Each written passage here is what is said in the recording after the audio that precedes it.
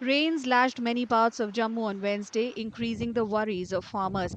The unseasonal rain, accompanied by high velocity winds, flattened the wheat crop at some places in the region.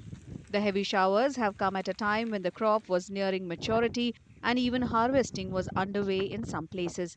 एक किला लगाने में कितना खर्चा आता है? कणक लगाने में कम से कम 5,000 रुपये खर्चा आता है। लगाने में खर्चा आता है 5,000 रुपया। तो किसान को आप ये सारा मर गया, ये क्या मिलेगा किसान को? ज़्यादा से ज़्यादा ये कितना मुआवजा देंगे? बहुत नुकसान हुआ, बेमौसमी बारिश ने सब तबाही कर दिया, सब्जी जैसे चले गई। सबसे ज़्यादा तो नुकसान इसी कणक का हुआ, गेहूं का हुआ, जो जिस पर किसान निर्भर है। पूरा देश इसी पर निर्भर है। तो खाने को ये साल भर की रोटी है, साल भर की हमारी जो कमाई है वो ऐसे नदी बेमौसम बारिश जो है वो जा रही है।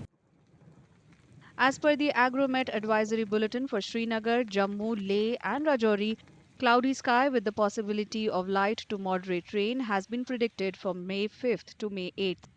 The Agriculture Department says it understands the farmers' worries and is ready with an action plan. Jammu, Samba और उधमपुर, ये 3 डिस्ट्रिक्ट हैं जहाँ क्रॉप इंश्योरेंस है। और क्रॉप इंश्योरेंस की जो कवरेज है कट एंड स्प्रेड स्टेज उसमें कवर्ड है। तो किसान को चिंता करने की ज़रूरत नहीं है। हम जितना भी पॉसिबल हो सकता है, हमारी सारी टीमें फील्ड में हैं, स्टाफ हमारा फील्ड में काम कर रहा है। इंश्योरेंस को भी हमने अलर्ट किया हुआ है। अगर कोई ऐसा होता है तो जो लोकल कैलामिटी होती है, और लोकल कैलामिटी की असेसमेंट जो होती है वो 72 घंटे के अंदर करनी होती है। तो वो सारा इन प्लेस है system. Rain, high velocity winds, and hailstorms, and the prediction of a week long wet spell by the Weather Department has left wheat and vegetable farmers of Jammu worried. They are now hoping the government will come forward and help them.